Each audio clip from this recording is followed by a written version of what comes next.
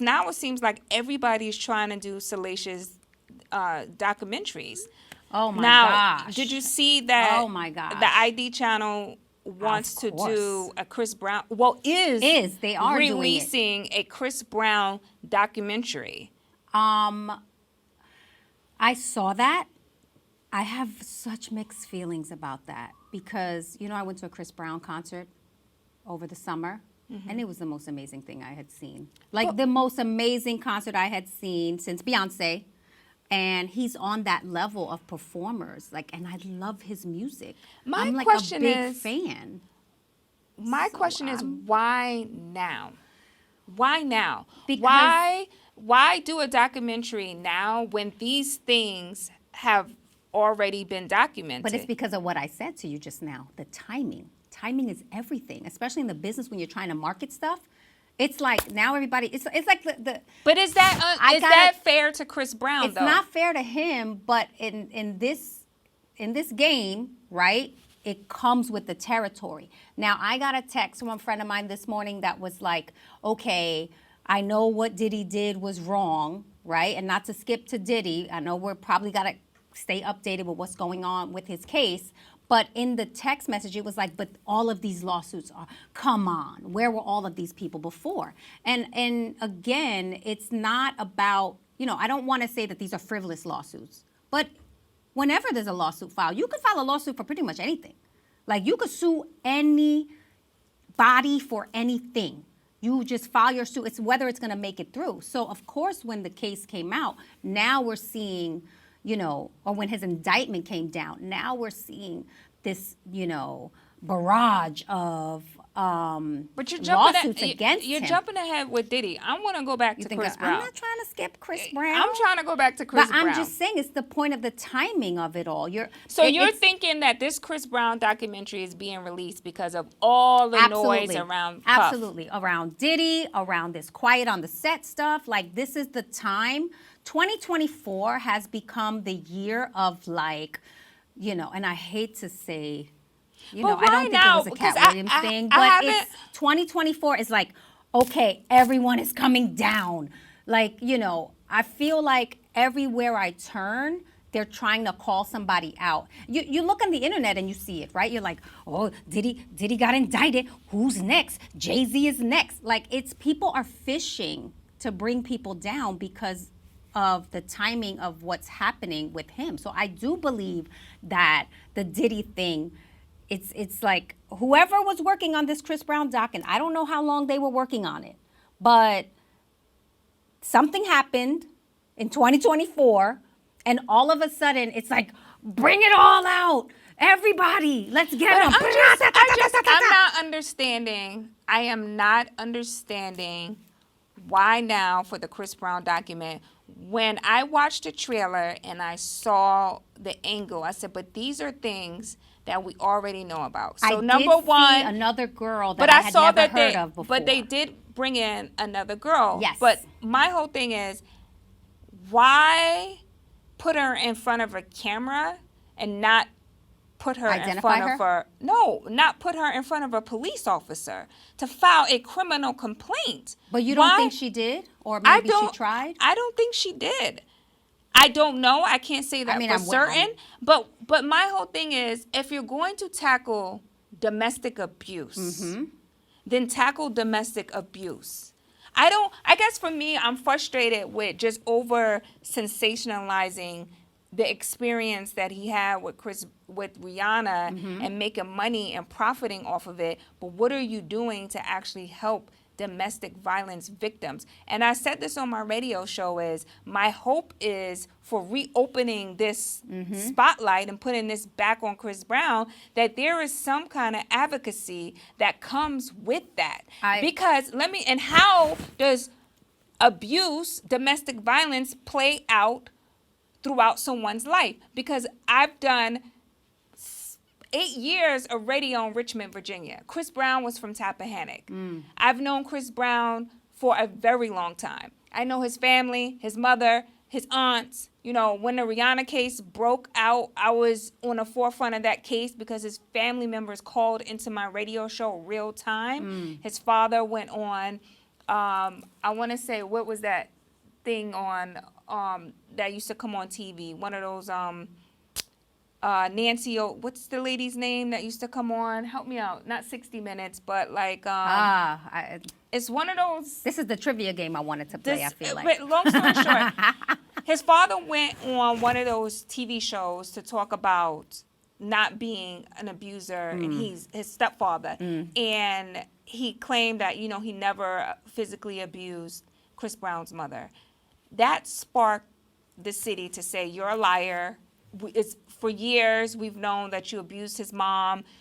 You physically abused her to the point where when she tried to leave, you shot yourself in the head in front of her and you blinded yourself. Then you went on camera and you lied about it, et cetera, et cetera. So long story short, when I was reporting on him being on this TV outlet, the family called my show and I put them on the radio, which sparked Nancy Grace and Vibe magazine to all write these stories about me covering this Chris Brown thing. And I'm going back to that to say that my hope is that if you're opening back up something we already know happened with him, that you're bringing some type of awareness about domestic violence to help victims and really understand how domestic violence plays out in the family when your child is witnessing in an environment where they're experiencing in real-time domestic violence, particularly as it comes to raising men, and how that violence and trauma trickles down for generations. That's my hope for like this piece, because I'm like, from the trailer that I saw, it's like you're just telling us things we already know outside of that new person. Now, how do we know? How do you know that this is true? And does Chris Brown have legal action? Yeah, I don't even. I'm not even sure. I think because this really just came out, right? But I will say this for victims of domestic violence. I feel like, it's a very hard system to get any justice in. And I say that from experience. And I, have even thought about going back to see what I could do to serve, right? Because, I went to law school. Let me plug Fordham University. I went to Fordham undergrad here in the Bronx, Rose Hill campus, and then I went to New York Law School. So I never used my law degree in my career. Right? It prepared me, and I think it helped me as a journalist, but I did not practice law. I didn't go past the bar and get a license and practice law. But when I went to law school, I wanted to do entertainment law. As I've gotten older and been through things in my life, I feel like I'm being called to do family law because of having gone through certain situations in my own marriage, right? Having seen things with my friends and having gotten a better understanding of how hard it is for women and victims of domestic violence to get justice, right? So, like, not trying to speak in code, but if you know, you know? It's not easy at all. It is so traumatizing. And for me, being someone with, who prides herself on having like this background and like, oh, I got this law degree, it is so hard to go through that system for a victim to actually get help. I do think that when the media shines a light on these situations, it changes the game. So whether it's a documentary on Chris Brown, and hey, I am, my heart goes out to anyone who has to become the scapegoat for this, right? Because he's probably dealing with his own things. If this stuff is true, we do know the situation with Rihanna was true, right? Because he admitted to it and he apologized. And I really respect the fact that he apologized and spoke about it. I've had this conversation and debate a lot with people because they're like, how could you listen to Chris Brown? I'm like, I love his music, right? He took accountability very young. He did. And he dealt with, probably the worst point of his career at a very young age. So, and he's come out of that. Now, I can't really speak to whether or not these other situations are true because I don't have the background to know that. But I feel like that being the example, because he is such a big artist, this documentary coming out, whether or not the timing is because of everything else around it, I feel like it's for a reason. And it takes that for, you know, the greater purpose to actually, you know, come to something. Like, I'm trying to say that sometimes, right, we need these type of things to change our laws, to change, you know, people's behaviors. Like, unfortunately, we're in this era where people idolize celebrities. And people don't pay attention to domestic violence situations, you know, if it's just Joe Schmo and his girl or somebody from the Bronx. So hopefully this documentary will help open the eyes to, you know, the audience who is watching and maybe just too busy like debating back and forth. Did he do this or did he do that? I think. But I think that's also going to come. Right. But I think that is. We have to wait to see how it's produced to say whether or not that would happen. You know what I mean? Because for me, like I said, my hope is that they shed some light on it. When is it coming out? It's soon. Like yeah, because it's just kind of like, boom, it hit the wire, and I was like, oh, where did this come from? I didn't even hear about it. You know, I hear about things.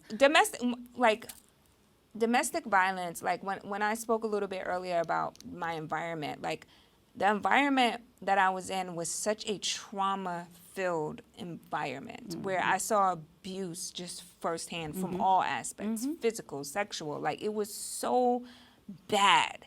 And so when I see things like this, I'm like, okay, what type of advocacy or what type of message or help are you going to do with this? Right. Or is this just a ploy to get subscriptions? Right. Or and I do see the other side. I do see the other side of it. So like, I mean, because you're a TV producer. You yeah, know so how I this get works. it. And I know that a lot of times, you know, you could be working on something like this for years and then something will happen in the media. You're like, you got to get it out. And now you sell it. All of a sudden, the price goes up. I just talked about that with my book. I was trying to sell that book for a couple years. I have found like old stuff that I wrote. I was like, oh wow, this was like 2 years before my case even happened. And then it happened and boom, it like green light, publishing companies, you know, bidding, giving me 6 figures. It just was the right time.